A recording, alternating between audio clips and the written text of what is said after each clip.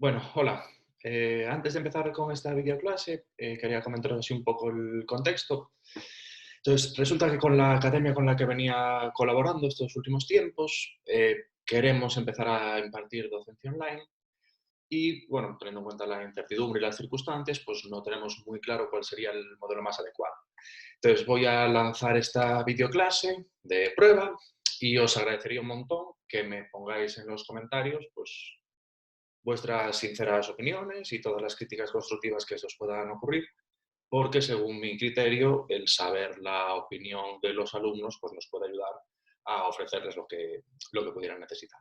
Vale, entonces, primero que disfrutéis de la clase y que os funda, y os agradecería un montón eso, que me pongáis todos los comentarios que os ocurran, críticas constructivas, cosas buenas, cosas malas, lo que sea, porque la idea es prestar el mejor servicio posible a nuestros alumnos y para ello, pues, efectivamente, tenemos que saber sus necesidades y sus preferencias. Vale, entonces nada, una vez hecho el contexto, comenzamos con la videoclase. Vale, en esta sesión vamos a empezar con la parte del procedimiento en sí mismo, de la Ley 39. Entonces, primero un pequeño contexto relativo al tipo de norma ante la que nos entendamos. Si habéis visto los otros vídeos, ya conocéis la Ley 39. Vale, la Ley 39 es la norma de procedimiento administrativo. Es una norma muy amplia, abarca un montón de cosas, es una norma fundamental para cualquier oposición. Y la parte que vamos a ver ahora es quizá la más importante, ¿vale? Porque lo que vamos a ver ahora es el procedimiento administrativo en sí mismo. Os comento, lo que hace la Ley 39 es regular el procedimiento administrativo común. ¿Eso qué significa?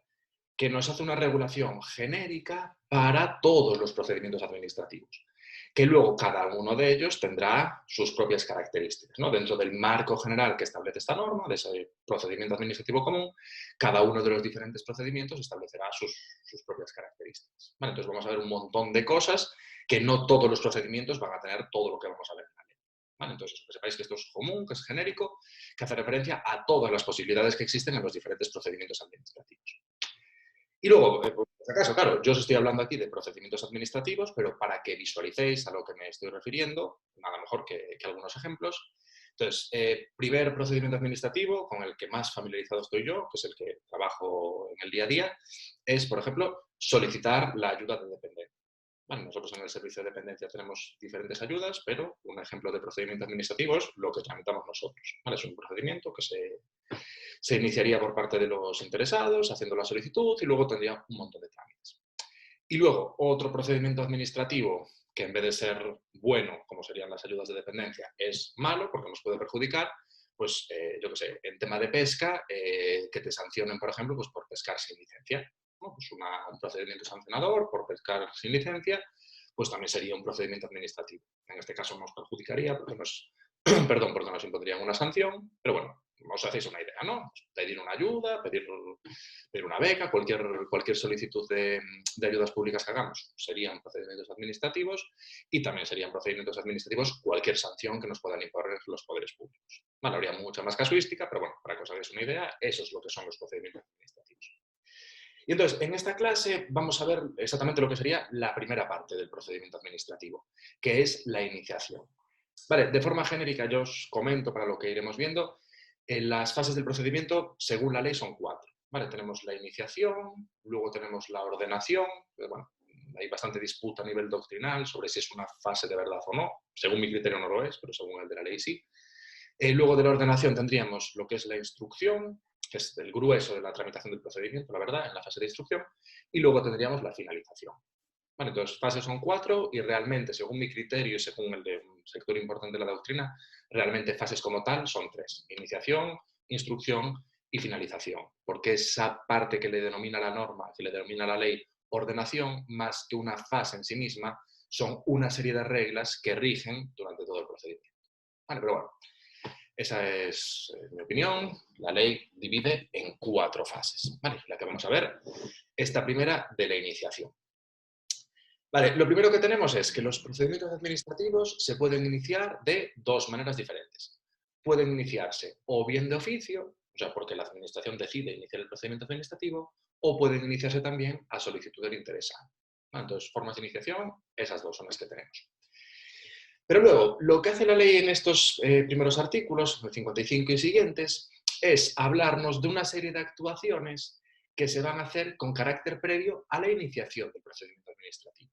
Bueno, eso es como, digamos, una forma de tantear un poquito los hechos, las circunstancias y tomar una serie de decisiones, primero para ver si hay que iniciar o no el procedimiento administrativo y luego también algunas decisiones para garantizar que el procedimiento administrativo cumpla con su finalidad.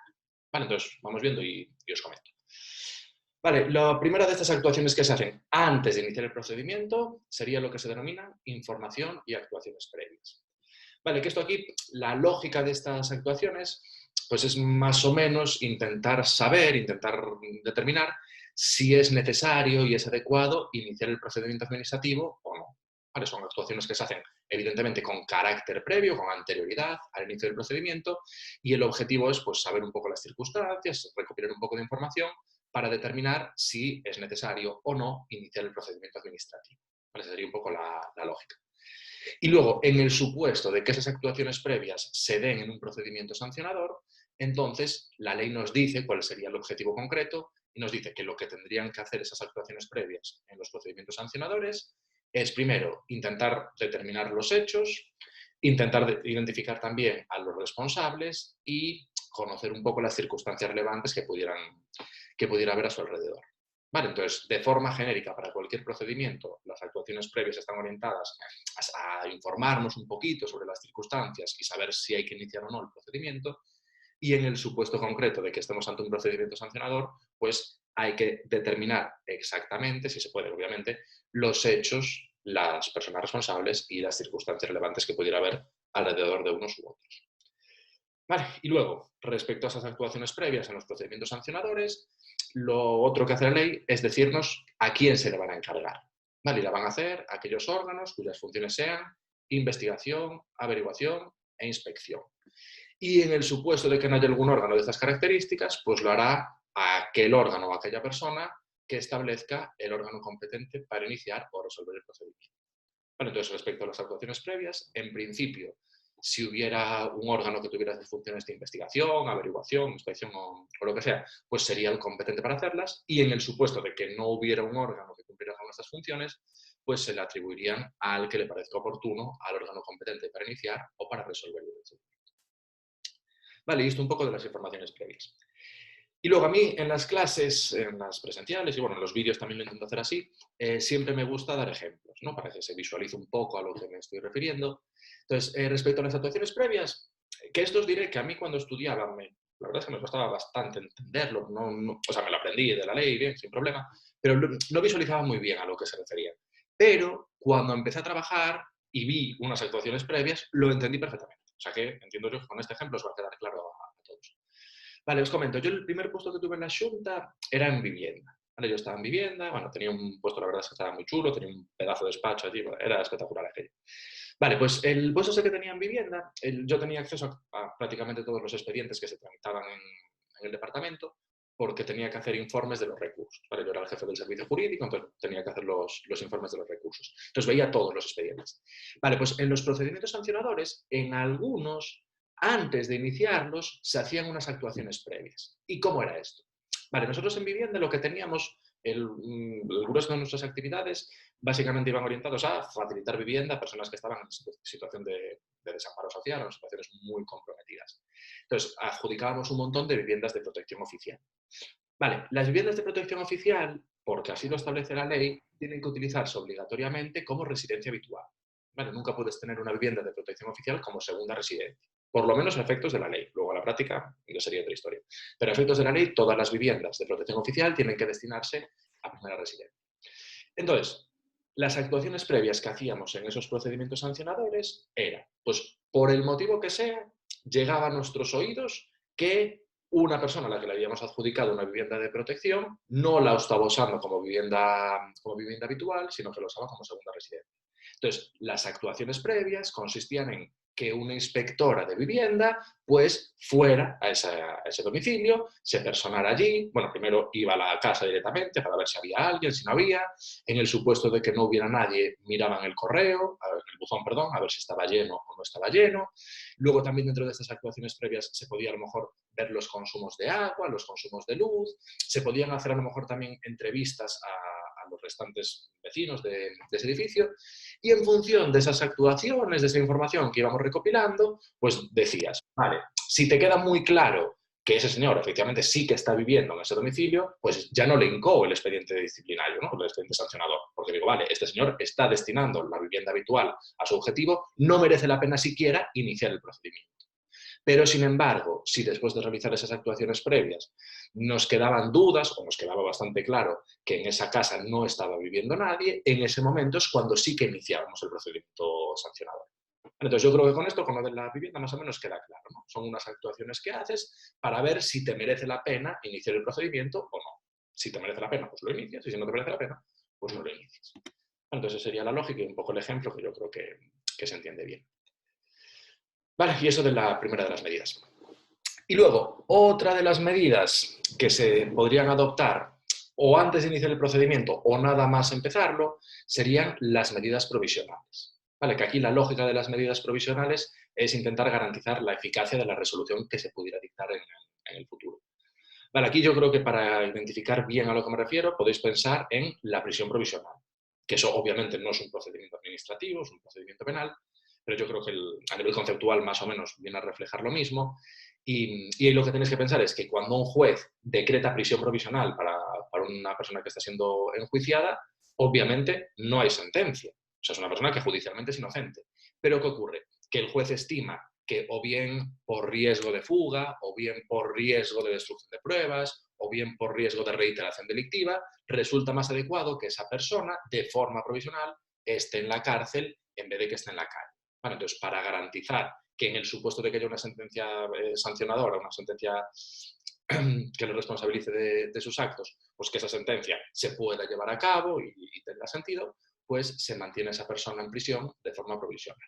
Bueno, entonces, un poco la lógica sería esa, ¿no? Para garantizar la eficacia de las resoluciones que se pudieran dictar, pues se establecen esas medidas provisionales. Y aquí la lógica en el derecho administrativo es más o menos la misma que la lógica que tenemos en el derecho penal, garantizar la eficacia de las resoluciones que se pudieran dictar. Vale, es un poco para que entendáis. Y luego, a efectos de literalidad del artículo, este es un artículo bastante complicado y muy preguntable. Vale, entonces os comento. Respecto a las medidas provisionales, la primera cosa en la que nos tenemos que fijar es cuándo se adoptan.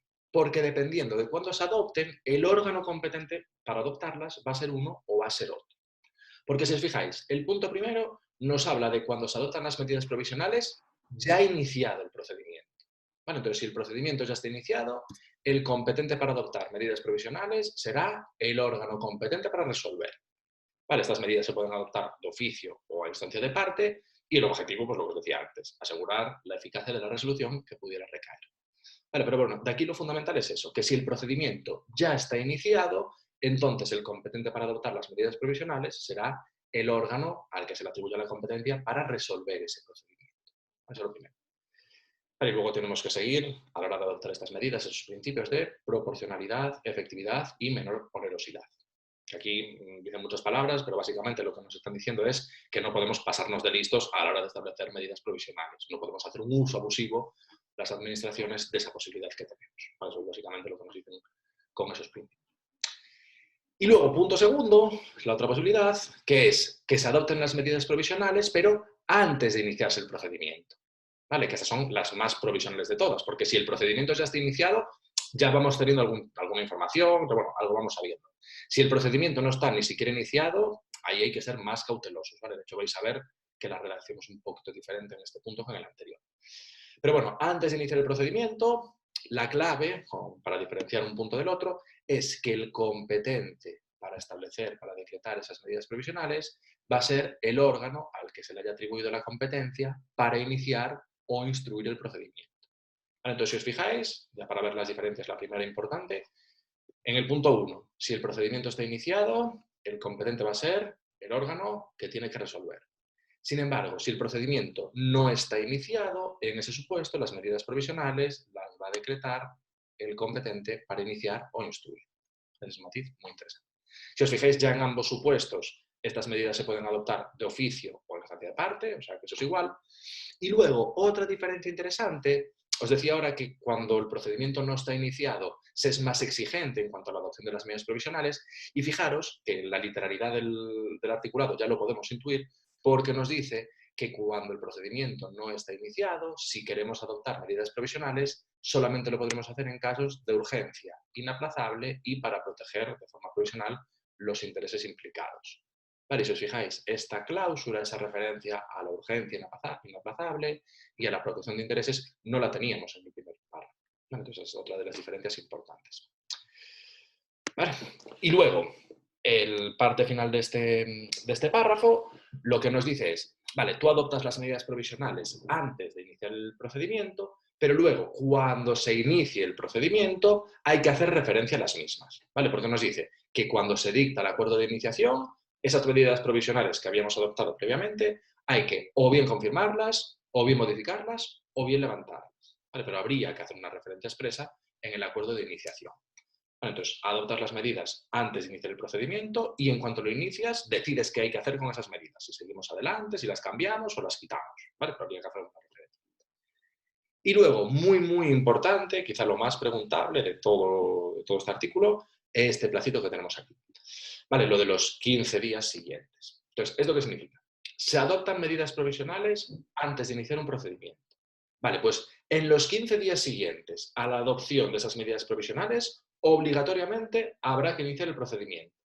Y en el supuesto de que no se inicie, esas medidas van a quedar sin efecto. Bueno, eso lo vemos en el siguiente párrafo. Pero muy importante el plazo de 15 días. ¿Vale? Entonces, si se adoptan medidas provisionales antes de iniciar un procedimiento administrativo, el acuerdo de iniciación del mismo, debe de dictarse como mucho 15 días después de la adopción de las medidas provisionales. Como mucho 15 días después. Y si es posible, antes. ¿Vale? Lo que seguro es el plazo máximo, que es el de 15 días siguientes a su adopción. ¿Vale? Y luego lo que nos dicen, que es que ese acuerdo de iniciación pues, podrá ser objeto de recursos. Vale, pero bueno, lo más importante hasta ahora, lo de los 15 días.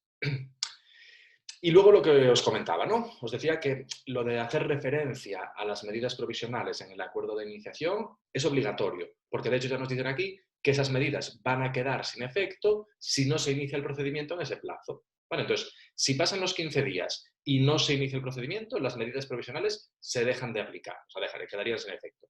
E incluso, si transcurriesen esos 15 días, sí que se dictase el acuerdo de iniciación, pero en el acuerdo de iniciación no se haga referencia expresa a las medidas provisionales, también quedarían sin efecto.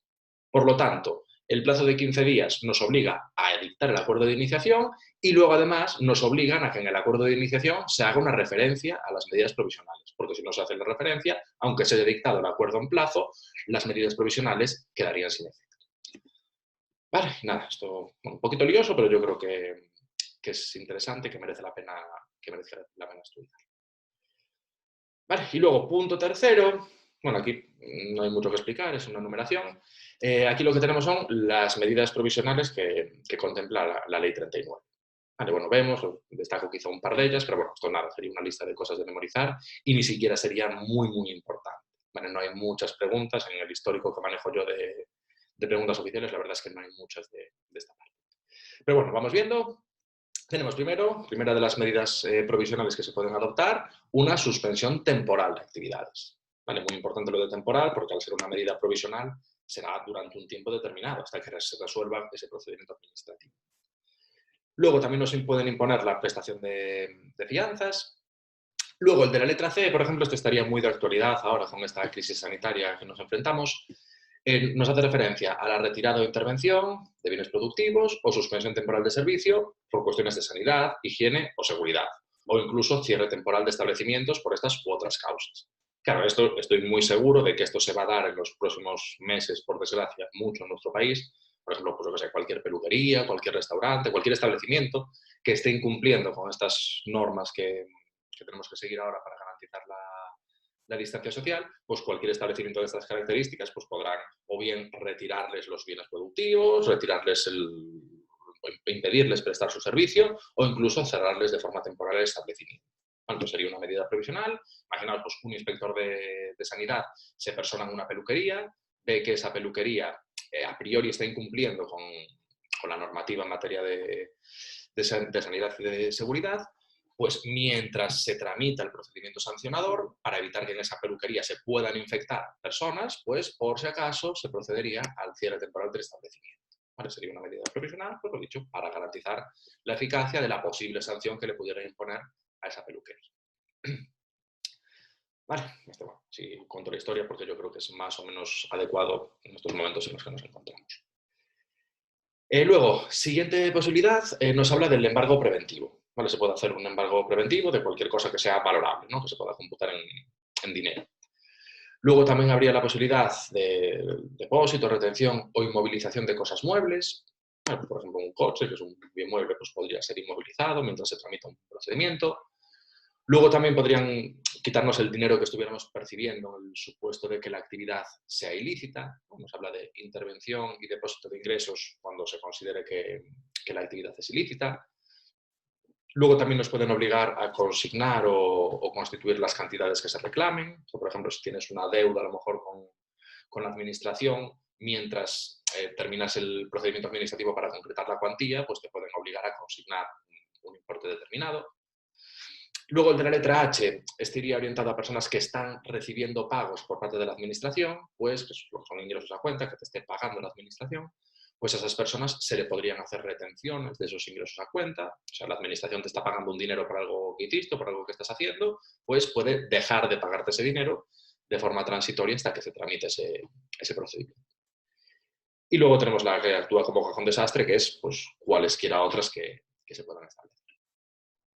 Vale, lo que sí, el punto cuarto, y este para garantizar un poco los derechos de los administrados, lo que nos dice es que las medidas provisionales nunca pueden ser demasiado brutas, ¿no? Porque nos dice que nunca podrán causar perjuicios de difícil o imposible reparación o violar derechos que estén amparados por las leyes. Bueno, entonces, una cosa es adoptar una medida provisional para asegurar la eficacia de la resolución que se pudiera dictar, pero tampoco nos podemos pasar, tampoco le podemos destrozar la vida a una persona porque por lógica, y ya por el propio nombre lo deducimos, las medidas provisionales son provisionales y por definición se adoptan cuando todavía no tenemos resolución. Entonces siempre hay que cogerlas con pinzas, cogerlas por los pelos y ser muy cautos a la hora de imponerlas. ¿Vale? Por lo tanto, nunca podrán causar perjuicios de difícil y posible reparación o violar derechos protegidos por las leyes.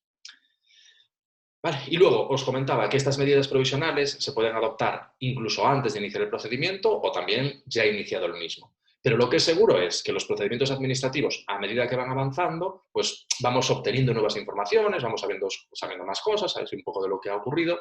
Por lo tanto, esas medidas provisionales están sujetas a modificaciones, a cambios durante la tramitación del procedimiento. Porque a lo mejor empezamos a tramitar el procedimiento y nos damos cuenta de que lo que habías hecho no era tan grave, o igual ni siquiera era una infracción. Entonces, en ese supuesto, por ejemplo, se podrían alzar las medidas provisionales, ¿no? Yo te incoo un expediente sancionador porque entiendo que has vulnerado esta norma, pero luego empiezo a tramitar el procedimiento y me doy cuenta que no la has vulnerado. Pues digo, joder, pues aún encima no le voy a mantener a este hombre la medida provisional ahora que ya tengo bastante claro que es inocente. Entonces, en ese caso, la levanto. O puede ser lo contrario.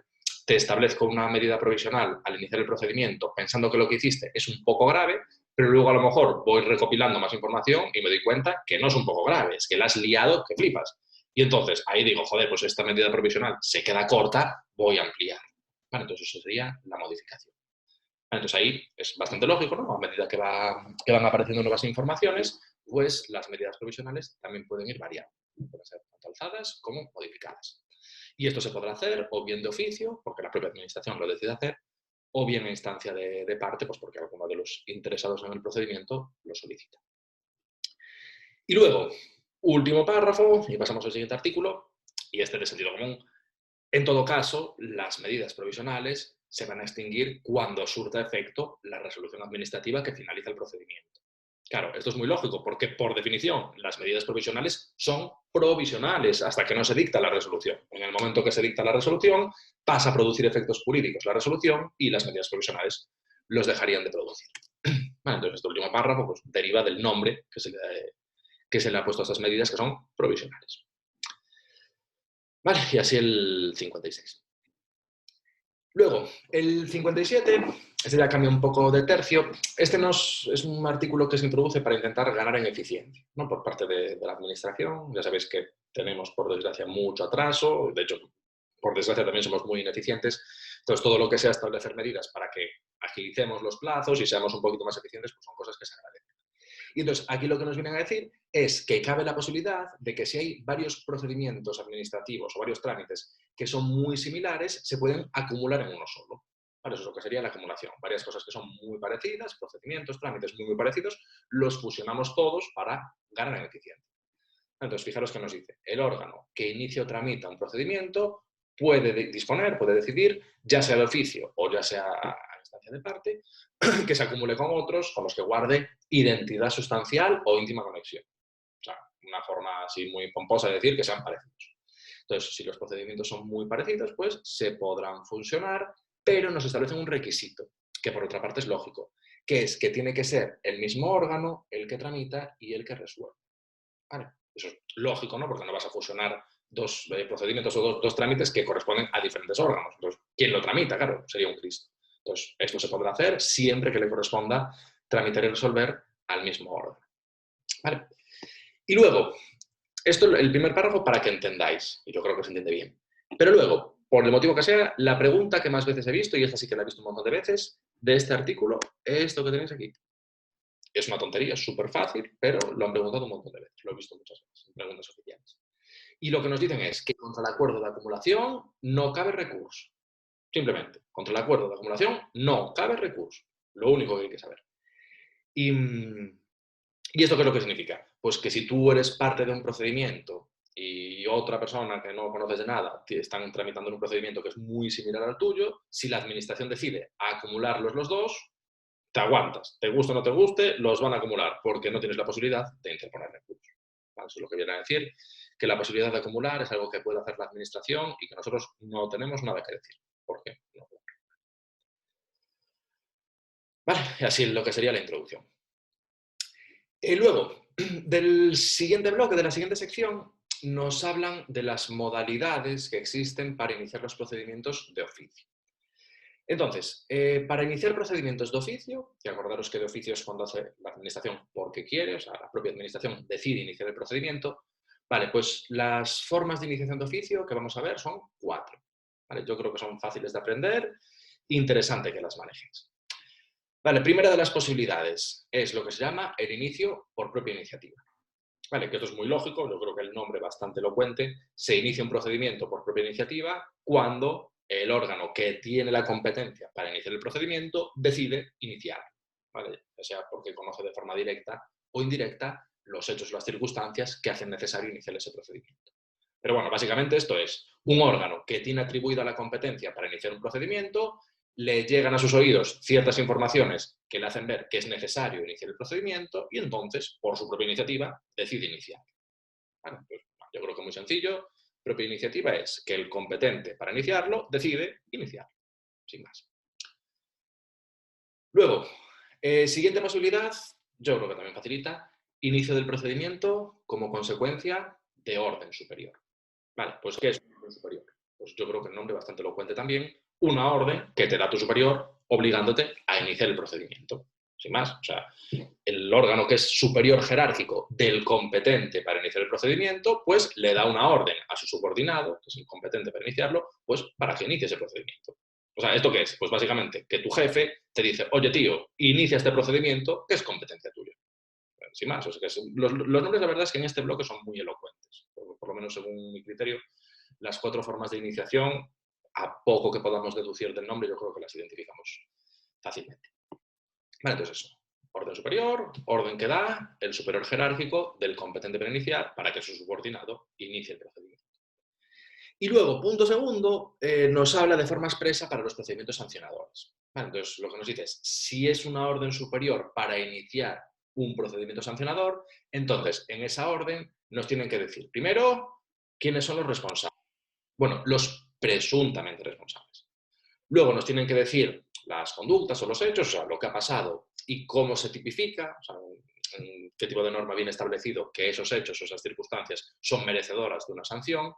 Y luego también esos aspectos, bueno, temporales o de lugar para tener un conocimiento de las circunstancias alrededor de esos hechos, ¿no? Habría que indicar el lugar, las fechas o periodo de tiempo en los que los hechos se produjeron. Bueno, entonces, básicamente, si es un orden superior para que iniciemos procedimiento sancionador, hay que decir, primero, los presuntos responsables, luego, qué ha pasado y cómo están tipificados esos hechos, y luego, cuándo y dónde han ocurrido esas cosas. ¿Vale? Luego, siguiente posibilidad, y también el nombre muy elocuente, sería el inicio por petición razonada de otros órganos. ¿Vale? ¿Y esto qué es? Pues esto es que un órgano que no tiene competencia para iniciar el procedimiento le pide al que sí que la tiene que inicie el procedimiento. ¿Vale? O sea, es algo parecido a lo que vimos ahora en lo del orden superior, pero con la diferencia de que cuando es una orden superior, tú estás obligado a iniciar el procedimiento porque te lo está mandando tu jefe, y esto es que otro órgano que no es superior jerárquico tuyo te pide que lo inicies. Pero claro, te lo pide. Las peticiones, por definición, no son vinculantes, ¿no? Entonces, si te lo piden, tú puedes hacerle caso o no. Entonces, petición razonada de otros órganos es pues, un órgano que no es competente para resolver, para iniciar el procedimiento, le pide al competente para iniciar que lo inicie. ¿Vale? Pues básicamente es eso, una petición. Yo creo que también por el nombre lo deducimos fácilmente.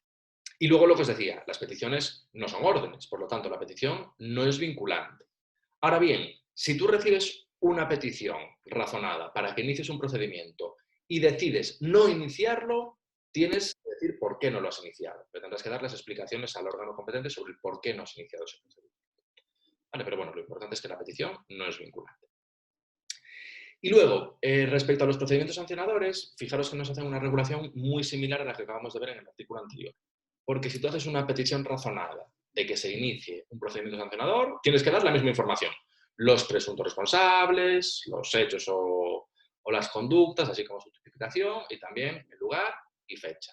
Bueno, entonces, tanto en un orden superior como una petición razonada para iniciar procedimientos sancionadores, hay que dar esta información a mayores. O sea, hay que dar un pequeño contexto para que el órgano competente para iniciar el procedimiento tenga algo a lo que atenerse, tenga un poquito de información. Vale. Y luego, a mayores, en el punto cuarto, que no, esto no lo teníamos en el artículo anterior, nos hablan de los procedimientos de responsabilidad patrimonial. Vale, que esto me imagino que sabréis, pero bueno, por si acaso, responsabilidad patrimonial es la obligación que tienen las administraciones de indemnizarnos a los particulares por daños que podamos sufrir en nuestros bienes o derechos por culpa del funcionamiento de los servicios públicos. Que esto es el clásico ejemplo que mucha gente piensa que es leyenda urbana, pero no, es verdad. Lo mítico que dicen de que si vas caminando por una acera y hay una baldosa que está rota, te tropiezas y te caes, te tienen que indemnizar, pues es verdad, te tienen que indemnizar.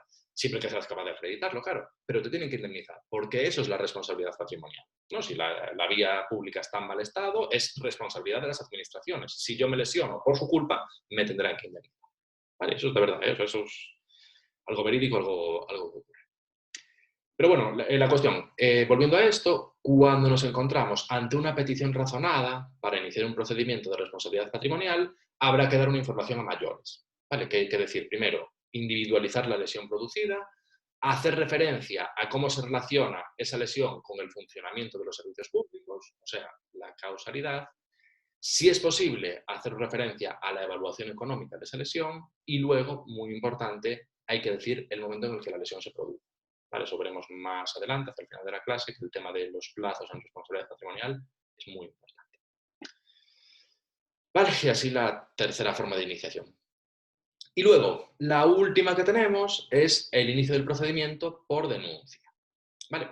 Yo creo que esta del lenguaje común también lo conocemos. Una denuncia es pues, una persona que pone una denuncia y denuncia unos hechos. ¿Vale? Pues es justo es esto. O sea, la denuncia es un acto por el que cualquier persona, ya sea cumpliendo una obligación legal o no, o sea, por lo que sea, cualquier persona pone en conocimiento del órgano competente la existencia de unos hechos que pudieran justificar la iniciación del procedimiento. O sea, la denuncia es que pones una denuncia. Ejemplo de procedimiento que se podría iniciar por denuncia, pues, no sé, tienes conocimiento de que hay una familia que tiene a un niño que está en situación de desamparo social, unos padres que, bueno, que no lo están atendiendo por el motivo que sea, pues entonces puedes denunciar esos hechos ante los servicios sociales y ya se iniciará el procedimiento administrativo para quitarle la custodia a esos padres. Bueno, sería un ejemplo que os pongo muy chorras, pero bueno, para que visualicéis, ese sería un caso de inicio de procedimiento por denuncia. Vale, y luego, el punto segundo nos habla de una serie de formalismos, que son los requisitos que tiene que cumplir la denuncia. Entonces, en la denuncia, primero, muy importante, tiene que venir la identidad de quien la presenta. O sea, no caben las denuncias anónimas. Entonces, hay que identificar a la persona que las presenta. Y hacer un relato de los hechos. O sea, tienes que decir quién eres tú, el que estás denunciando y qué ha pasado. Y luego, si los hechos pueden constituir infracción administrativa, pues habrá que hacer referencia a la fecha y, si es posible, la identificación de los responsables o de los presuntos responsables. ¿Vale? Entonces es un poco como formalismos. Y luego, el punto tercero, este nos habla de supuestos en los que la denuncia haga referencia a un perjuicio que se haya podido producir en el patrimonio de la administración. O sea, la denuncia hace referencia a un perjuicio que ha sufrido la administración en su patrimonio. Vale, pues en ese supuesto, si no se inicia el procedimiento, hay que decir por qué y hay que notificárselo a los denunciantes. Claro, esto imaginaros, un denunciante os plantea una denuncia diciendo, pues el patrimonio de la administración se ha visto vulnerado, se ha visto perjudicado de esta manera. Yo denuncio estos hechos. Vale, pues si luego la administración examina las circunstancias y decide no iniciar el procedimiento, tendrá que decir por qué, ¿no? Porque, joder, si se ha presentado una denuncia que hace referencia a un perjuicio en el patrimonio de las administraciones y no inicias el procedimiento, pues, bueno, da explicación y por qué. Y luego, además, se lo tienes que notificar a los denunciantes. Vale, entonces eso es un requisito solamente para los supuestos en los que no se inicia el procedimiento. Hay que motivarlo y hay que notificarlo.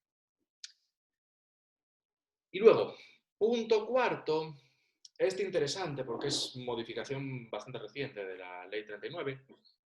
Este es un punto relativo a los chivatos. O sea, esto es básicamente la regulación que hace la Ley 39 para los chivatos. Y aquí lo que nos dice es que si hay una infracción que se ha cometido por varias personas y el denunciante es uno de los infractores, el órgano competente para resolver está obligado a eximir de la multa al denunciante cuando aporte pruebas, que sean fundamentales. ¿Vale? Pruebas que sean determinantes para poder sancionar a los restantes infractores. Pues si uno de los denunciantes presenta pruebas que sean determinantes para sancionar a los restantes infractores, en ese supuesto, la administración obligada a eximir al denunciante de la multa o sanción.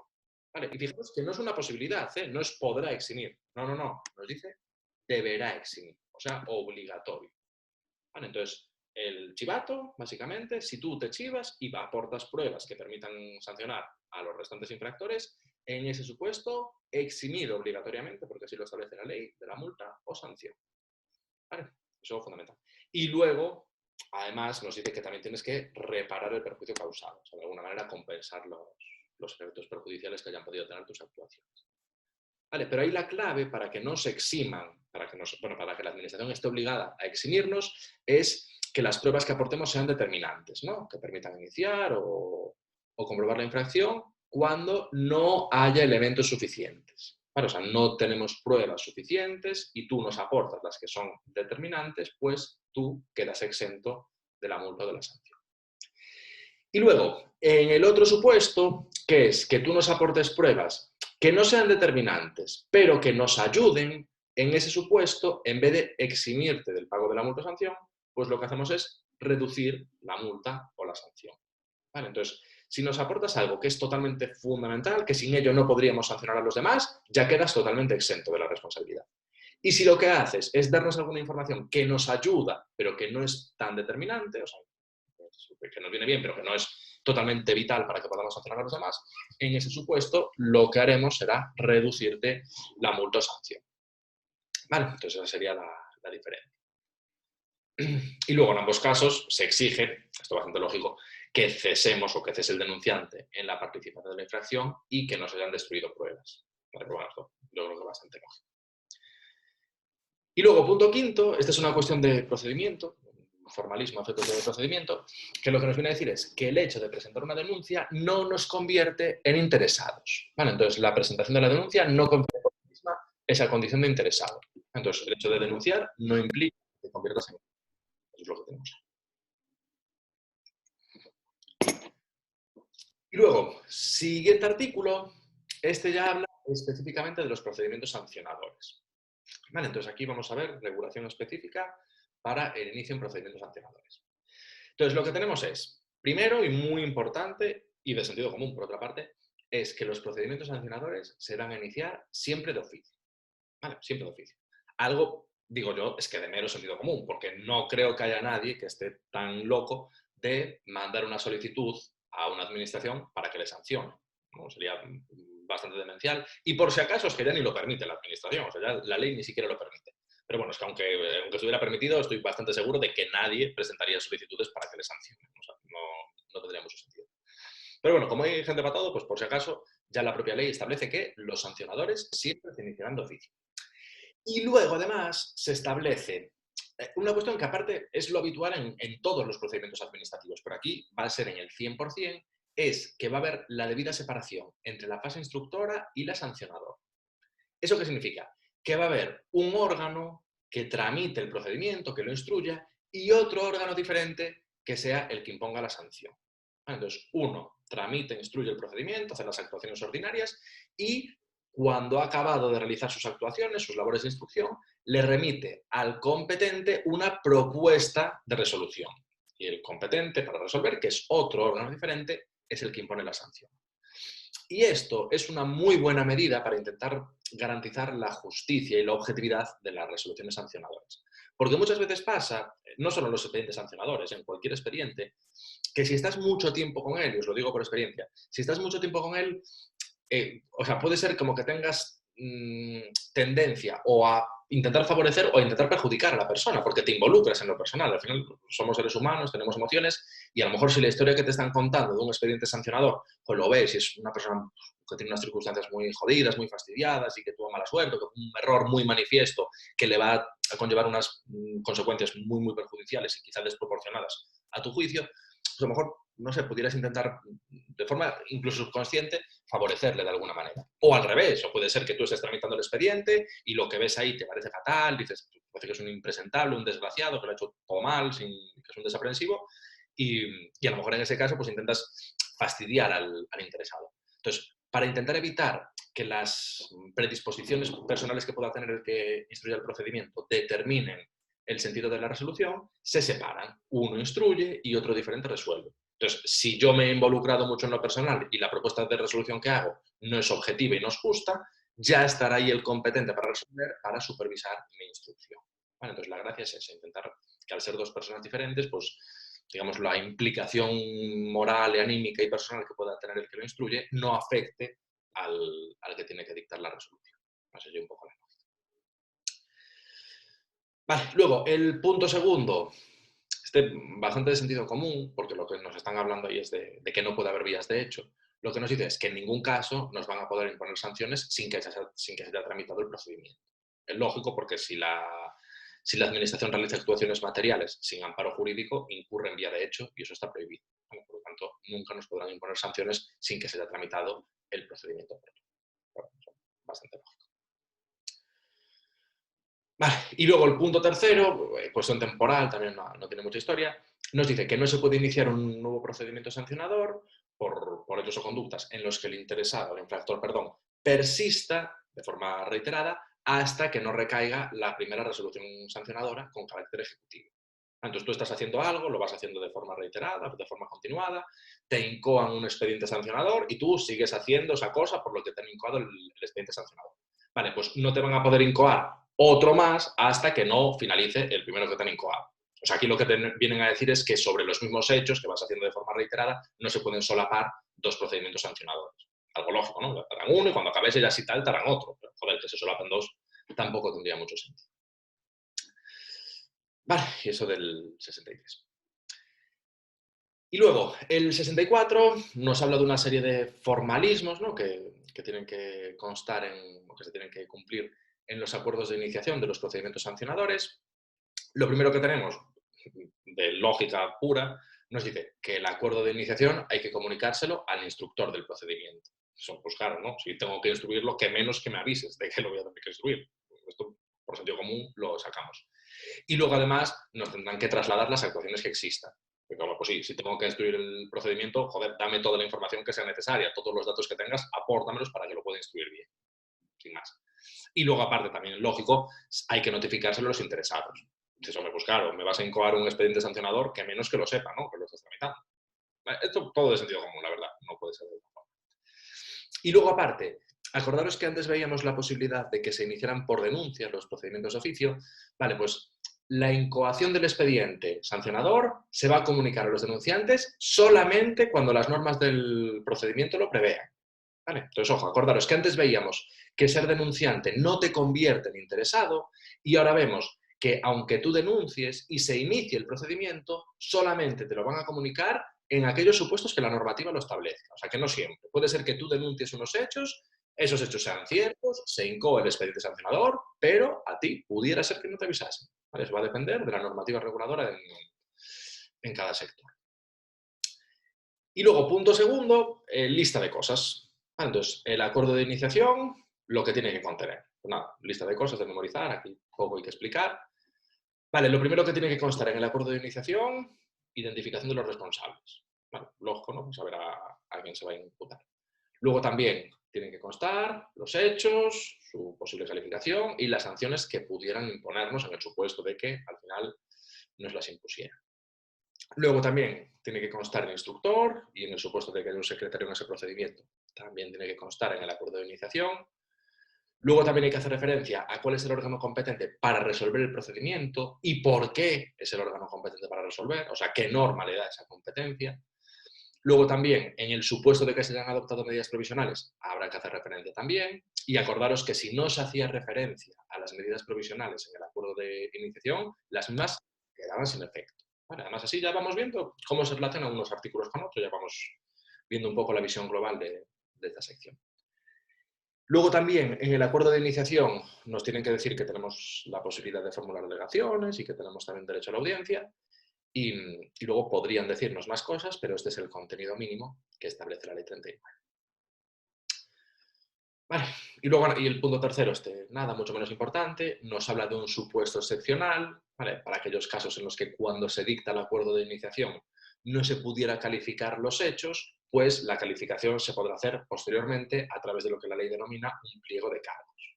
¿Vale? Pero bueno, esto es para supuestos excepcionales, bueno, que se valora la posibilidad de que en el acuerdo de iniciación no puedas calificar de forma precisa y a nivel jurídico los hechos, pues lo podrás hacer posteriormente a través de este pliego de cargos. Vale, pero nada, esto tiene carácter excepcional, no se suele dar. Vale, y así el artículo 64. Y luego el 65, y así acabaríamos ya con esta sección. Aquí tenemos las especialidades, las características específicas que tenemos cuando son procedimientos de responsabilidad patrimonial. Vale, entonces, cuando se inicia de oficio un procedimiento de responsabilidad patrimonial, los requisitos que tienen que cumplirse son estos de aquí. Pero antes de entrar en el articulado, destacaros, por reflexión que hago yo, la verdad, que es una cosa que siempre me ha chocado. Claro, yo os decía que la responsabilidad patrimonial es la obligación que tiene la Administración de indemnizarnos por daños y perjuicios que podamos sufrir en nuestros bienes o derechos. Vale.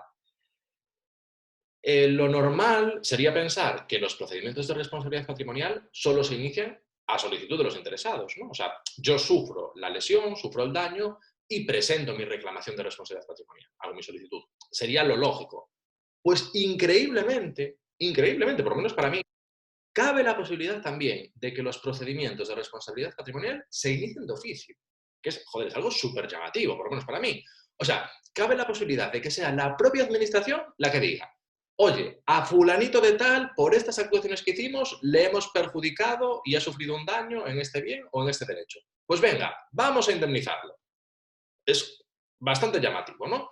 De hecho, en la práctica es algo muy poco habitual, pero no deja de ser curioso que la ley lo prevea, ¿vale? Entonces, la ley prevé, obviamente, procedimientos de responsabilidad patrimonial a solicitud, que es lo habitual, pero también, y de forma muy curiosa y llamativa, también se prevé la posibilidad de que haya procedimientos de responsabilidad patrimonial iniciados de oficio. ¿Vale? Es algo súper curioso, por lo menos. Pero bueno, volviendo al tema que me lío, los requisitos que se establecen es, primero, muy evidente, que no haya prescrito el derecho a reclamar. ¿Vale? Que esto lo vemos un poquito más adelante, vais a ver que es un plazo de un año. Entonces, para que la Administración pueda iniciar de oficio ese procedimiento de responsabilidad patrimonial, no puede estar prescrito el derecho. Eso, bueno, lógico y sencillito. Y luego, el punto segundo, quizá el más preguntable porque tenemos plazo, pero bueno, tampoco tenemos historia, nos dice que en el supuesto de que se inicie de oficio un procedimiento de responsabilidad patrimonial, se va a notificar a los particulares presuntamente lesionados y les van a dar un plazo de 10 días para que aleguen o para que presenten información, propongan pruebas o para que hagan lo que les dé la gana. O sea, aquí básicamente es que la administración entiende que te ha dañado tus derechos o tus bienes por el motivo que sea y ella misma, por su propia cuenta y riesgo, decide iniciar el procedimiento para indemnizarte. Y aquí lo que nos dicen es que lo que va a hacer la administración es avisarte de que se ha iniciado ese procedimiento con el objetivo de indemnizarte y te va a dar un plazo para que tú puedas pues, aportar lo que te parezca oportuno. Alegaciones, documentos, información, o propongas pruebas, o lo que te dé la gana. Bueno, entonces, la administración inicia el procedimiento para indemnizarte a ti y te avisa, lógico, ¿no? Y te da un plazo para que manifiestes tu opinión, básicamente. Y luego, de hecho, aunque tú ni siquiera te persones, o sea, que ya sería raro, ¿no? Que la administración te diga, oye, te voy a indemnizar y tú pases del tema. Sería raro, pero bueno, aun en el supuesto de que la administración te avise de que te va a indemnizar y tú pases del tema, no pasa nada, se va a tramitar igual el procedimiento. ¿Vale? Porque nos dice que el procedimiento se instruirá aunque los particulares no se personen. Entonces, bueno, en principio esto, según mi criterio, es una muestra de buena fe, por lo menos sobre el papel, por parte de las administraciones. Vale, y nada, así todo lo que era la sección de la iniciación de oficio, el inicio de oficio. Y luego lo siguiente que vemos es la otra opción que veíamos al empezar la clase, inicio de los procedimientos a solicitud de los interesados. Vale, entonces, bueno, aquí vemos el artículo y os voy a enseñar para que veáis un poco de forma aplicada lo que os voy a ir comentando, porque aquí lo que tenemos son los requisitos que tienen que constar en una solicitud, ¿no? Cuando haces una solicitud para que se inicie un procedimiento, requisitos contenidos mínimos. Entonces, lo que tiene que constar, seguro, datos identificativos, ¿no? Nombre y apellidos del interesado y, en su caso, de su representante. Vale, hay personas o menores o personas que están incapacitadas que actúan a través de un representante y también habría que dar esta información en el supuesto de que nos encontremos en ese caso. Bueno, entonces, datos identificativos o bien del interesado o incluso también de su representante. Luego, letra B, dirección a efectos de notificaciones. O bien identificar un medio electrónico o bien un lugar físico para notificaciones. O sea que tú en tu solicitud tienes que hacer referencia a dónde quieres que te notifiquen. Y luego además también puedes decir, un correo electrónico o un dispositivo electrónico para que te manden avisos, pero avisos de que te han hecho la notificación. Bueno, o sea, podría ser que te manden un mail o que te manden un SMS al móvil y te avisen que te han practicado la notificación. Pero por un lado iría la notificación y por otra parte este aviso. Bueno, son dos cosas diferentes. Luego, letra C, bueno, quizá lo más importante de la solicitud, ¿de qué va? O sea, los hechos, las razones y la petición, ¿no? O sea, ¿de qué va la solicitud? ¿Qué es lo que estás pidiendo? ¿Qué es lo que estás solicitando? Luego también, lugar y fecha, que esto, bueno, en la práctica queda muy así, lo de lugar y fecha, pero bueno. Y luego también la firma o acreditación de la voluntad. ¿Vale? Y de esto como anécdota, y bueno, por hacer un poco más distendida la clase, deciros que, claro, yo os comentaba antes que estoy en dependencia, en el servicio de dependencia. Vale, yo en mis expedientes, bueno, hay muchos que están firmados, otros que es, bueno, gente así más mayor que a lo mejor no tiene firma como tal y simplemente pone su nombre, pero tengo un montón de expedientes, pero montones, yo he visto a lo mejor más de 100 en el tiempo que llevo, firmados con huella dactilar. Claro, hay mucha gente mayor que no sabía escribir, vale, pues eso, la huella dactilar es una acreditación de la autenticidad de su voluntad. Vale, y efectivamente, yo he visto un montón de expedientes de gente que no sabe escribir, que firma o acredita su voluntad a través de su huella dactilar. Bueno, entonces firma, que es para los que, joder, para la gente de mi edad y tal, obviamente todos sabemos escribir, pero sí que es cierto que gente más mayor y en otros entornos pues no saben escribir y utilizan otros mecanismos para acreditar su voluntad. Vale, y luego, letra F, último de los aspectos que tiene que constar en la solicitud es a dónde va, ¿no? Para que llegue a buen término, pues tendremos que dirigirla bien. Entonces, en la propia solicitud tiene que constar a dónde va. Entonces, tiene que venir el órgano, centro o unidad a la que se dirige y el código de identificación. Vale, y como el centro, la unidad, lo podemos saber más o menos fácilmente, pero el código de identificación, pues hombre, es algo más técnico, más complejo de conocer. Ahí lo que tenemos es que los registros están obligados a facilitar los códigos de identificación de las diferentes dependencias administrativas. Y luego, además, en la sede electrónica debe de haber un listado con todos los códigos de identificación vigentes. Bueno, entonces, nos exigen que lo pongamos en la solicitud y, joder, pues lógicamente la administración tendrá que facilitarnos su conocimiento. Y pues lo que hace este párrafo, obligar a la administración a facilitarnos el conocimiento de sus códigos. Y nada, visto esto, yo creo que se puede entender mucho mejor si vemos una solicitud como tal. Y además me da pie, si os la enseño, a introduciros cosas que iremos viendo luego, para que lo entendáis mejor de forma aplicada, ciertas cosas que iremos viendo más adelante. Bueno, entonces tengo aquí la solicitud de mi procedimiento, del que tramito yo. Vale, esta es la solicitud de la ayuda de dependencia, ¿vale? De las prestaciones que reconoce el sistema de dependencia en nuestra comunidad autónoma. Vale, lo primero, esto lo veremos más adelante, yo os lo introduzco ahora. Lo que tenemos aquí es un modelo normalizado. ¿Vale? Es un modelo que ya viene predefinido, que simplemente tenemos que ir rellenando las casillas. Vale, fijaros, aquí nos dice a dónde se dirige, ¿no? Xunta de Galicia, Consellería de Política Social, y aquí tenemos el código del procedimiento. Vale, lo que os decía, este que es modelo normalizado ya viene aquí, pero si vais a la sede electrónica encontraríais este código y si vais a un registro os tendrían que decir este código. Vale, ya nos dicen que es una solicitud. Aquí tenemos que explicar un poco qué es lo que queremos, ¿no? Sí, que nos hagan la valoración inicial, que nos homologuen, que se reactive la ayuda o que nos hagan una revisión. Bueno, dentro de la variada casuística que tenemos en el servicio, pues qué es en concreto lo que quieren que hagamos. Vale, luego, bueno, esta información más secundaria. Luego, por ejemplo, lo que os decía, ¿no? Identificación, nombre, tal, la fecha, estado civil, DNI, la residencia, por el tema de las notificaciones, correo electrónico por si queremos mandar, por si quieren que les demos ese aviso de que se han practicado las notificaciones. Luego veíais aquí, por ejemplo, lo del representante. No todas las personas tienen representante, pero, por ejemplo, de los expedientes que tramito yo, pues hay un montón que sí, porque es gente muy mayor que en muchos casos no se pueden valer por sí mismos. Entonces vendría también esta información relativa al representante, el trabajador social, que esto es algo específico de nuestro procedimiento. Luego el tema del domicilio para los efectos de notificación, que fijaros que ya lo pone específicamente en el modelo, solo hay que cubrirlo cuando no coincida con el domicilio del solicitante o su representante.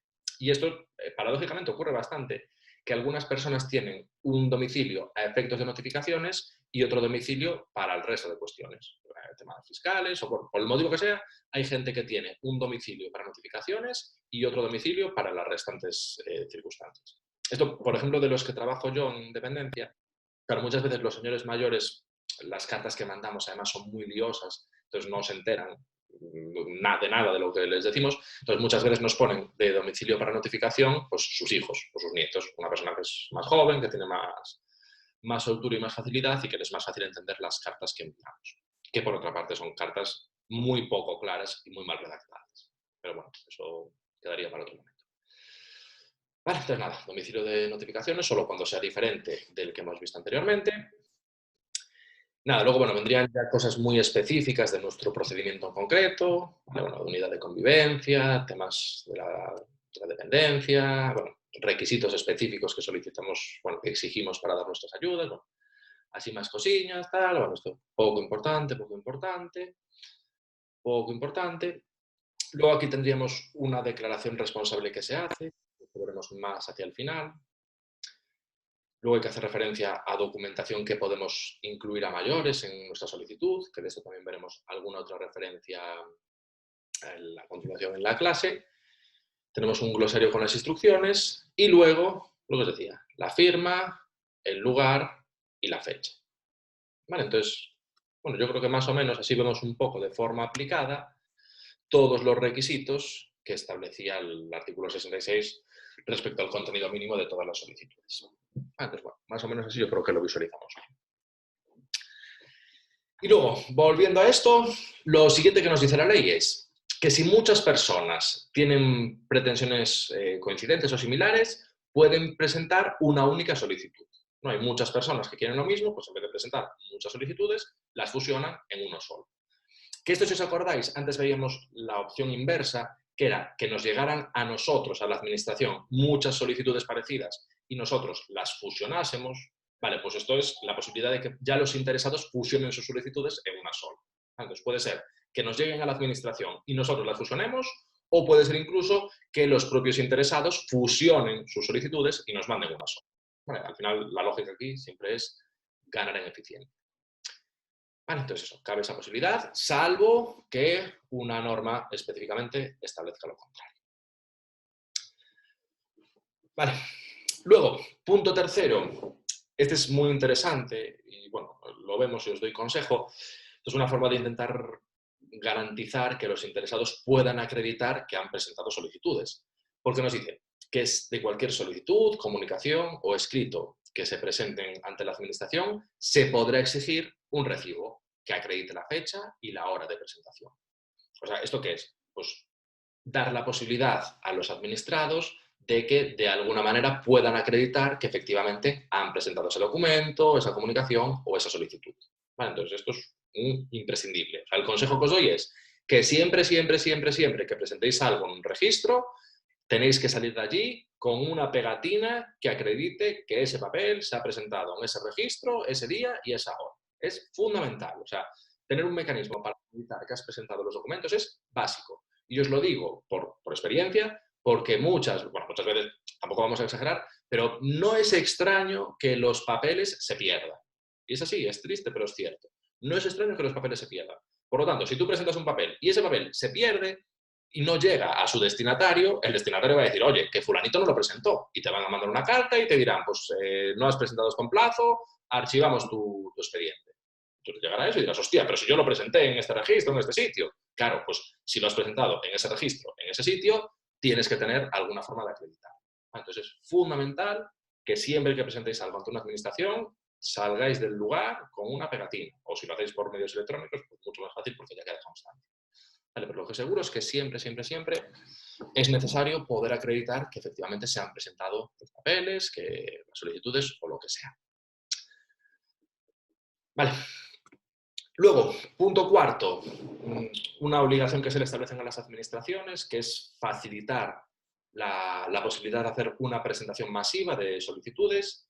Entonces, las administraciones tienen que poner a disposición de los interesados sistemas que permitan esa presentación masiva.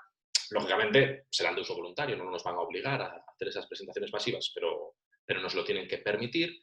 Y nos lo tienen que permitir a través de las sedes electrónicas y también en los registros. Entonces, los sistemas de presentación masiva podrán ser tanto por medios electrónicos como en medios analógicos, en formato papel. Entonces, aquí la lógica es que la Administración nos facilite hacer esa presentación masiva, pero nunca nos podrá obligar.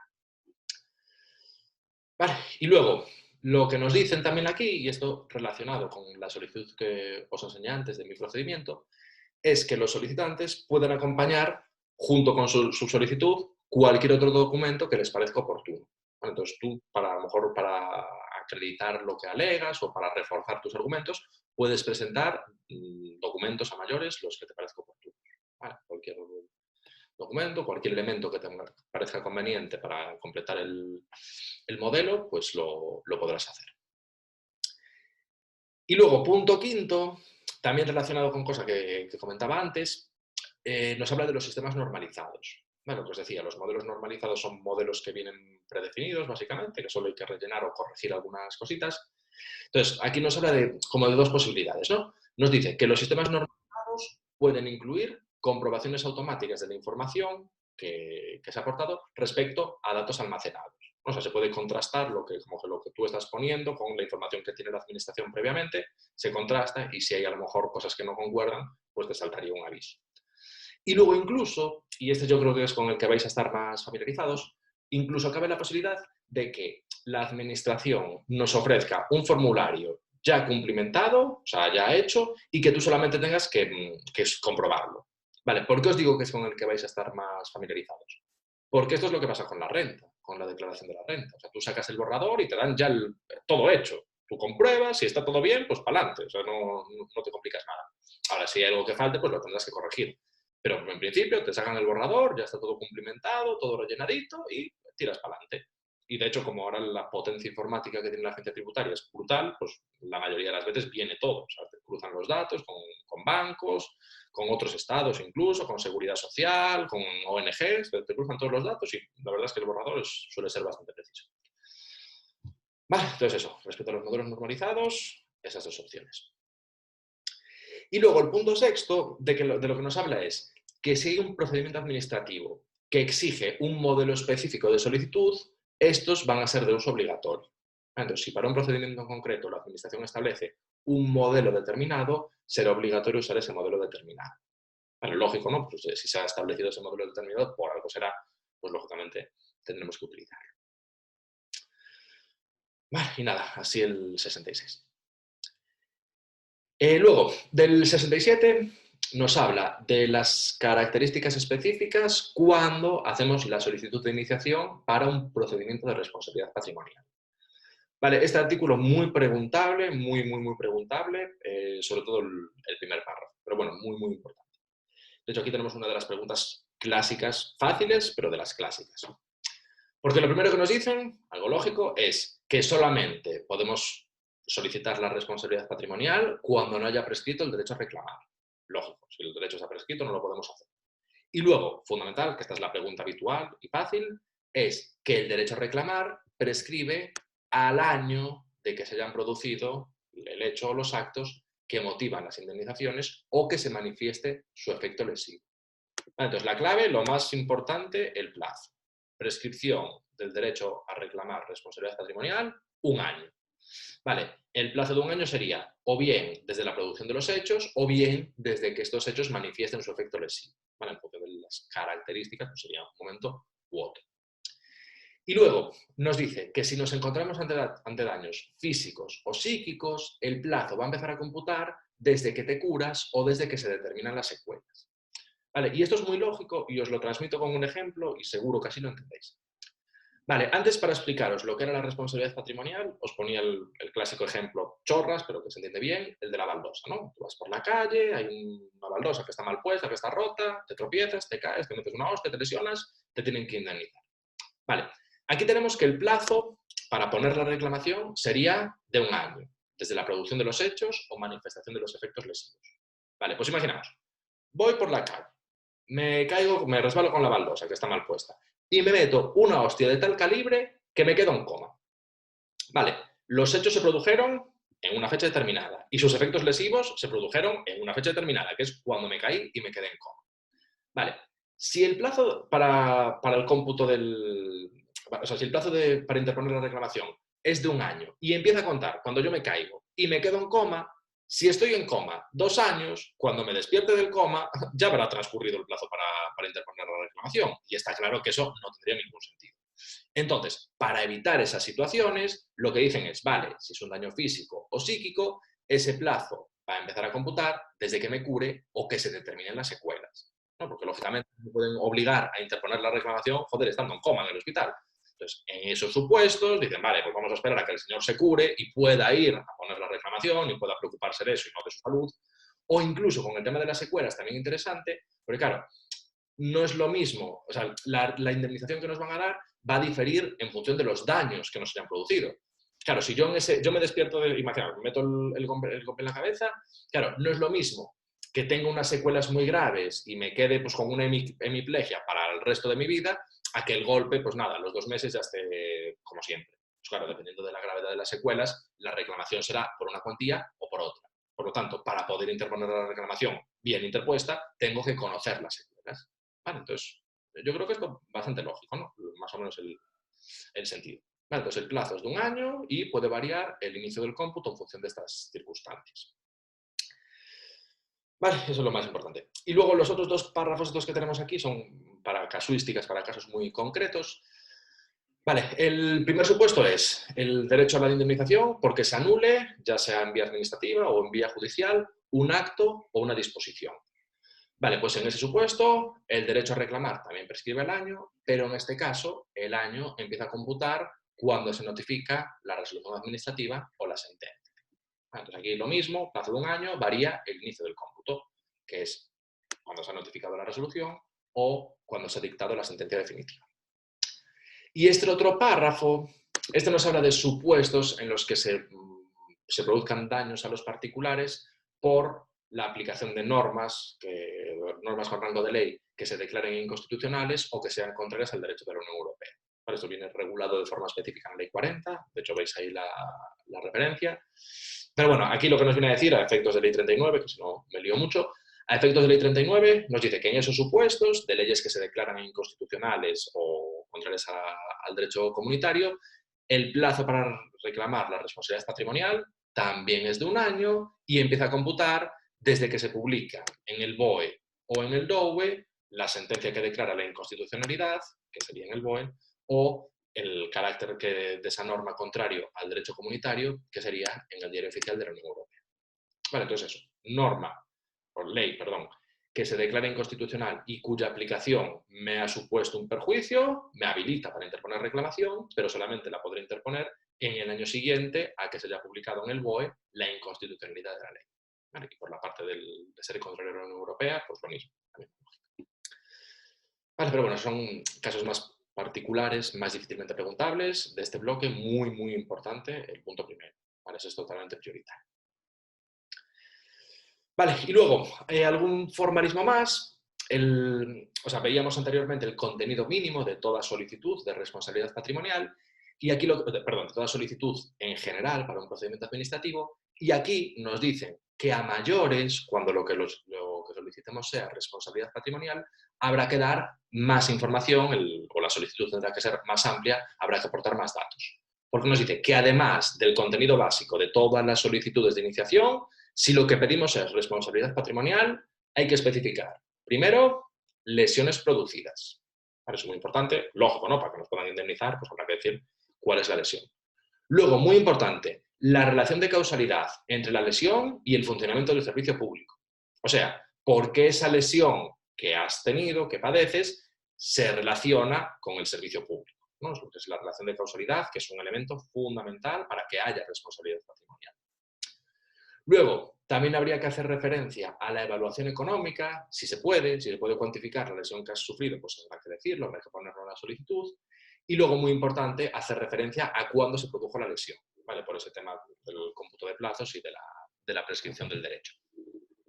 Y luego, además, en la solicitud puedes acompañar todos los documentos que te parecen oportunos, alegaciones, informaciones, bueno, lo que te dé la gana para reforzar tus argumentos, tu posición, y también tendrás que hacer referencia a el medio que pretendes utilizar para probar los hechos que tú alegas, ¿no? O sea, el medio de prueba, la proposición de prueba. Entonces, hay que hacer referencia a qué medios vas a utilizar para probar que esa lesión se ha producido, de la forma que tú dices que se ha producido, con los efectos que tú dices y con esa causalidad con el funcionamiento de los servicios públicos. Vale, y eso muy específico porque es para las reclamaciones de responsabilidad patrimonial. Y luego, artículo 68.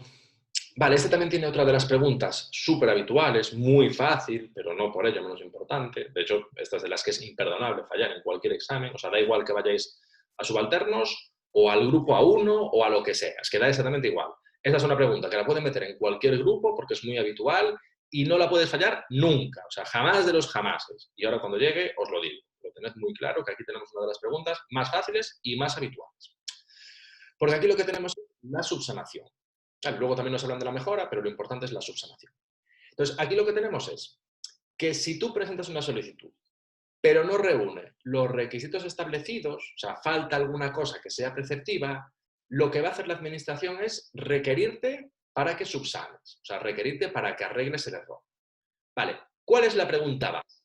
¿Cuál es la pregunta habitual? ¿Cuál es la pregunta que se hace de forma reiterada? El plazo que nos dan para subsanar.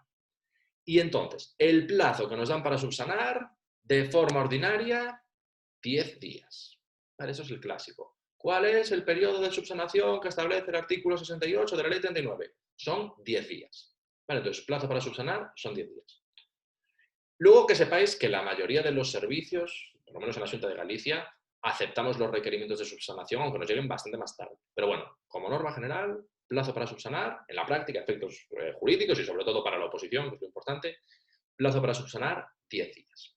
Vale, entonces, presentas la solicitud, falta algo que es imprescindible, te mandamos un requerimiento a casa y te damos 10 días para que soluciones, para que subsanes el problema. Vale, y de aquí además os hablo con conocimiento de causa porque requerimientos hago todos los días un montón. Porque mi procedimiento, el que tramito yo, es muy complejo y además muchas veces los señores mayores no se enteran muy bien. Y entonces es muy, muy habitual, de hecho es el pan de cada día, que falten cosas que son imprescindibles en los expedientes. Bueno, entonces yo requerimientos de subsanación estoy cansado de hacer. Efectivamente, en principio, y de hecho en la carta se lo indica, tienen 10 días para subsanar, pero en la práctica les damos un margen muy superior. Vale, pero bueno, fundamental lo de los 10 días para subsanar. Y luego, Pregunta ya menos habitual, pero también importante, y esto quizás sobre todo para grupos más altos, es saber el efecto que tendría el no subsanar en plazo. Entonces, si te mandamos el requerimiento para que subsanes y no lo haces, a posteriori lo que vamos a hacer es mandarte una resolución en la que te tenemos por desistido en tu petición. ¿Vale? Y lo importante es la clave, lo de desistido. Porque, por no liaros, os diré solo que en otra parte de la ley hay un concepto bastante similar, con una palabra bastante parecida, pero diferente. ¿Vale? No os digo más, y eso en otro vídeo abordaremos esa parte. Para no liarlos, lo dejamos así. Pero que sepáis muy importante. Requerimiento de subsanación que no se cumple en plazo, posteriormente te mandamos una resolución y te declaramos desistido en tu petición. Que esto viene a ser como decir, pues mira, te pido esto, no me lo mandas, entiendo que estás pasando del tema, que desistes de tu petición, que ya no te interesa, pues entonces, al carajo, se acaba el procedimiento aquí y lo archivamos. Vale, entonces, plazo para subsanar 10 días y si no lo haces, te declaramos desistido de tu petición. Vale, y eso te lo decimos efectivamente en una resolución. Y luego, os decía, pasamos al punto segundo, os decía que el plazo para subsanar es en principio de 10 días, y esa es la pregunta habitual, pero en ciertos supuestos cabe la posibilidad de que ese plazo se amplíe. ¿Cuáles son los supuestos en los que se puede ampliar? Pues cuando no sean procedimientos selectivos ni de concurrencia competitiva. ¿Vale? Entonces, en todos los procedimientos, menos en los selectivos y en los de concurrencia competitiva, se va a poder ampliar el plazo. ¿Vale? Entonces, ¿esto qué es? Que no se puede ampliar ni en las oposiciones, son procedimientos selectivos, ni los de concurrencia competitiva, que suelen ser temas de subvenciones. ¿Vale? En esos no se podría ampliar, en todos los demás sí que se podría ampliar y se podría ampliar hasta un máximo de 5 días a mayores. ¿Vale? Se podrá hacer tanto a petición del interesado como a iniciativa del órgano competente y se ampliará el plazo para subsanar cuando aportar los documentos sea complicado, por el motivo que sea, se entienda que es difícil, que intervienen muchas administraciones, bueno, por el motivo que sea, las circunstancias pueden ser muy variadas, pero bueno, que por el motivo que sea, se entienda que eso es complicado de obtener esos documentos, podría ampliarse el plazo hasta un máximo de 5 días.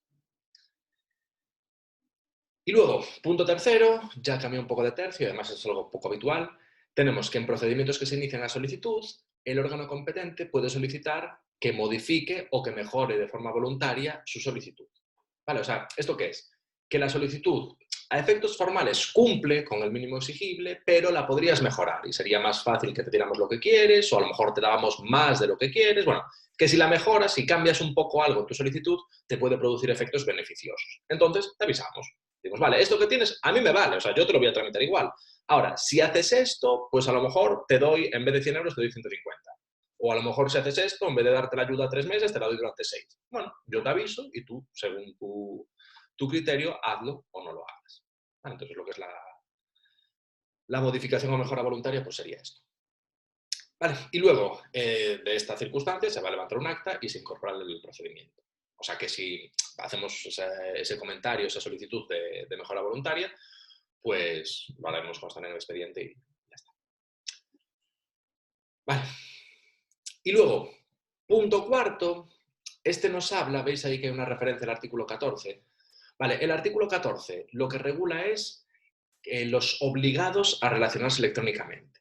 Vale, hay ciertas personas, ciertos colectivos que están obligados a relacionarse por medios electrónicos con las administraciones. Vale, eso bueno, en otro vídeo veremos. Pero bueno, que sepáis eso, que la referencia del artículo 14 es a eso, a ciertos sujetos que están obligados a relacionarse electrónicamente con las administraciones. Y entonces aquí lo que nos dicen es que si una persona que está obligada a relacionarse electrónicamente con la administración, en vez de presentar sus solicitudes por medios electrónicos como sería su obligación, lo hace de forma presencial, lo que va a hacer la administración es requerirle para que subsane y presente de forma electrónica. Esto es lógico, ¿no? O sea, tú presentas en formato papel, cuando estás obligado a hacerlo electrónicamente, pues lo que hace la administración es decir, oye, que este papel que me has mandado no me vale, mándamelo por medios electrónicos porque es tu obligación. Vale, hasta ahí bien. Y luego, lo que es muy interesante, porque esto es un poco diferente, bueno, veríamos en siguientes vídeos, pero bueno, es un poco diferente de lo habitual, es que en este supuesto se va a entender que la fecha de presentación de la solicitud es cuando se ha realizado la subsanación. O sea, que si tú estás obligado a relacionarte electrónicamente con la administración, pero presentas el papel en el registro normal, en formato papel, no vale, o sea, no se entiende por presentado. Ahí lo que hace la administración es ve el papel, examina y dice, hostia, pero este que me da un papel si está obligado a relacionarse electrónicamente, que me lo mande por medios electrónicos. Te avisan y a efectos de cómputo de plazos, hasta que no mandes el documento por medios electrónicos, no se va a entender recibida, no se va a tener por recibida esa solicitud. ¿Vale? Entonces, esto es muy determinante porque cuando son documentos que presentas en formato papel, aunque tengas que subsanar a efectos de cómputo de plazo, se entiende que la solicitud la presentaste en el momento que presentaste el primer documento, aunque faltaran cosas, ¿no? O sea, tú presentas la solicitud, aunque falten cosas, a efectos de cómputo de plazo, se entiende que la has presentado en el primer momento que llegaron esos documentos, esos papeles a la administración, aunque luego subsanes, aunque luego aportes más cosas. Sin embargo, en este supuesto no es así. En este supuesto, si estás obligado a relacionarte electrónicamente y lo presentas el documento en formato papel, no vale. O sea, no va, a efectos de cómputo de plazos es como si no hubieras presentado nada. Lo único que hace la administración es decir, hostia, este papel no me vale para nada. O sea, ya puedes apurar en mandarlo por medios electrónicos porque este papel que me has dejado aquí es como si no lo hubieras presentado. Vale, y eso es lo que necesito el punto. Perdón. Y nada, pasamos al último artículo de esta sección y ya acabamos con esto la videoclase. Vale, este es un artículo así un poquito largo. Es un artículo bastante interesante porque ha cambiado un poco la regulación con respecto a lo que teníamos en la normativa anterior, porque aquí nos hablan de la declaración responsable y la comunicación. Entonces, primera cosa que ha cambiado con respecto a la norma anterior es el nombre, porque lo de declaración responsable ya se llamaba declaración responsable, pero la comunicación antes se llamaba comunicación previa y ahora se llama solamente comunicación. ¿Vale? Pero bueno, eso quizá menos relevante, pero bueno, ya nos hace ver un poquito el cambio normativo que hemos tenido en estos últimos tiempos. Vale, y luego, de forma genérica, tanto la declaración responsable como la comunicación son mecanismos que introduce la Administración para intentar facilitar el ejercicio de derechos. ¿No? Básicamente, el ejercicio del reconocimiento de derechos que sea un poco más ágil. ¿No? También para reducir la carga de trabajo a la Administración y para facilitar las cosas a los administrados. Vale, que aquí seguro que sabéis que España es un país que, por suerte o por desgracia, hay mucha burocracia, o sea, hay muchos procedimientos, todo tarda un montón y pasa por 50.000 funcionarios diferentes. Entonces, y eso al final acaba ralentizándolo todo, la actividad económica y el funcionamiento ordinario de los ciudadanos y también de las administraciones. Entonces, para agilizar las cosas, para salirnos de esos excesos de trabas, esos excesos de cargas administrativas, se establecen estos mecanismos para eso, que vaya todo más rápido. Entonces, tenemos primero la declaración responsable. Que esta, si os acordáis, vimos una antes en la solicitud que ponía, ¿no? Una declaración responsable dentro del modelo normalizado que teníamos. Y la clave de la declaración responsable siempre es la misma, que es un documento a través del cual, básicamente, un interesado manifiesta que cumple con los requisitos que se establecen para ejercer un derecho o desarrollar una actividad, que lo pueda acreditar y que está dispuesto a ponerse a disposición de las administraciones para acreditarlo en cualquier momento. O sea, básicamente lo que dicen es que tú cumples con unos requisitos, lo puedes demostrar y te pones totalmente a disposición de la administración para demostrarlo. Eso es básicamente lo que nos dicen. O sea, yo declaro responsablemente que puedo desarrollar esta actividad, que puedo ejercer este derecho, tengo maneras de acreditarlo y en cuanto la administración me lo pida, yo pondré esos medios para acreditarlo a su disposición. Es básicamente lo que nos dicen. Porque si os fijáis, literalidad es declaración responsable, documento que suscribe un interesado, a través del cual manifiesta que cumple con los requisitos que establece la normativa para que se le reconozca un derecho o facultad o su ejercicio, que dispone de la documentación para acreditarlo, que la pondrá a disposición de la Administración cuando se lo requiera y se compromete a mantener estas circunstancias durante todo el tiempo que ejerza este derecho o que desarrolle esta actividad. Entonces, básicamente es que tú declaras responsablemente que puedes hacer una cosa y que estás dispuesto a demostrarlo y así te permite hacer esa cosa y luego ya la administración posteriormente desarrollará sus labores de investigación. Vale, pero bueno, declaración responsable es básicamente eso, que tú estás seguro de que puedes hacer una cosa, te comprometes a cumplir con los requisitos y te pones a disposición de la administración para que supervise cuando le parezca oportuno. Vale, y luego, por temas de seguridad jurídica, esos requisitos tenemos que saberlos, ¿no? Porque si sabes o piensas que cumples con unos requisitos, pues hombre, tendrás que saber cuáles son esos requisitos. Por lo tanto, los requisitos tienen que estar recogidos de forma expresa, clara y precisa, y en cualquier momento la administración va a poder desarrollar sus labores de supervisión. Entonces, en cualquier momento podrán requerirnos que aportemos la documentación que sea necesaria y obviamente vamos a estar obligados a presentar. Vale, entonces, y declaraciones responsables, bueno, estas hay un montón, os enseño ahora en un momentito un modelo que tengo aquí normalizado. Ahora vemos todo y os enseño. Y luego el punto segundo nos habla de la comunicación. Vale, este seguro que os suena porque es cómo funciona el tema de las manifestaciones. O sea, tú vas a hacer una manifestación, no tienes que pedir autorización, tú simplemente se lo tienes que manifestar a la delegación del gobierno. Vale, entonces, comunicación es un documento a través del cual pones en conocimiento de la administración los datos que sean necesarios para iniciar una actividad o ejercer un derecho.